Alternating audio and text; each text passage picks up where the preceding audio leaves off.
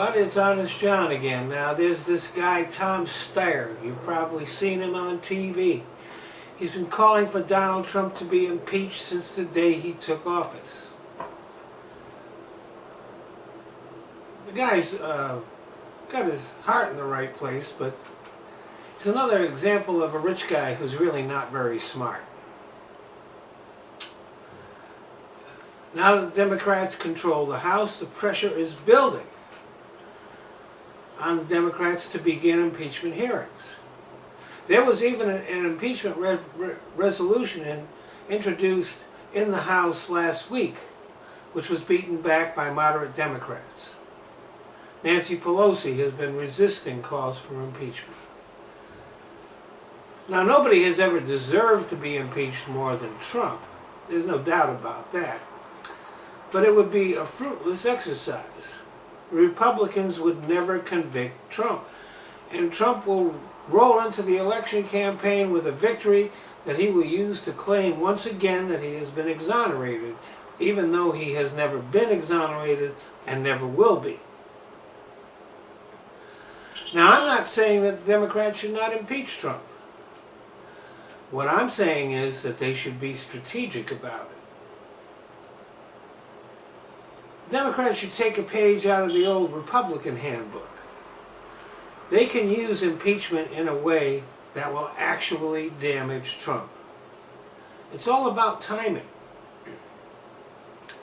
As I write this, Mueller has not yet testified.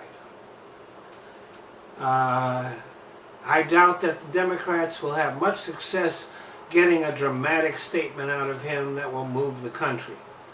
If you watched his statement after the report was issued, you can see that what they will get from him is carefully worded lawyerly statements, which, even though they may be damning to Trump, would require some interpretation for regular people.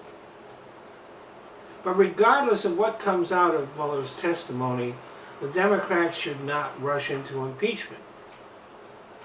They should wait a bit and then start holding impeachment hearings. And once they begin those hearings, they should do a very, very thorough job. Such a thorough job that the hearing should last well over a year.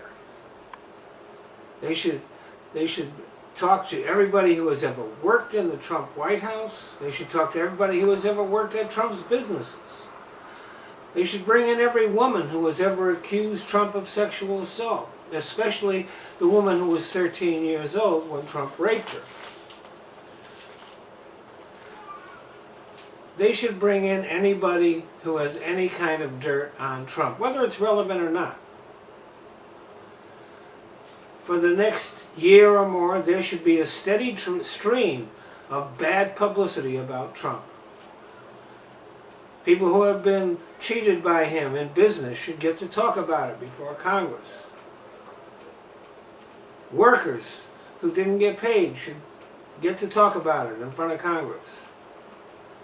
Doesn't matter whether it has anything actually to do with impeachment. It's just a matter of getting out everything they can about Trump. For the next year or more, the American people should hear about who Trump really is.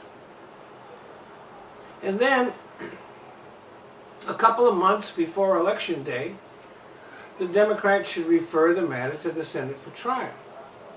And the Democrats should make sure that they have a lot of witnesses lined up for that trial, so that the Senate trial will not wrap up until well after Election Day. And the Democrats should make it a point to call their most damaging witnesses as Election Day approaches. Say, maybe 3 weeks before Election Day, they start bringing in people who really have a lot of stuff on Trump. I recommend, for example, again, bringing in all those same women that they brought in for the hearings to testify at Trump's trial. Now, this will be a repetition. There's nothing wrong with repetition, nothing wrong with reminding the American people that Trump is a rapist and a pedophile just before the election. And there will be no verdict before the election for Trump to use what will be required of all these things is for all the lefties who are clamoring for impeachment to use their heads instead of their emotions. Have some patience. Keep their powder dry. Use some strategic thinking. They can impetuously rush into impeachment, hand Trump a victory that will result in his re-election. Or they can use impeachment in a way that will really, really damage Trump. Thanks for listening. Well, I want to thank you all for watching my videos. But there are certain changes that Google has made to YouTube, which, since I'm a smaller channel, means that I can't monetize my videos. So I found places where I can. So instead of watching my videos here on YouTube, I'd appreciate it if you go either to Patreon or to Top Buzz. They let me monetize videos, and I don't even have to put commercials on. So, if you want to become a patron on Patreon, that's fine. If you don't, you can still watch the videos there. I've just kind of given up on YouTube.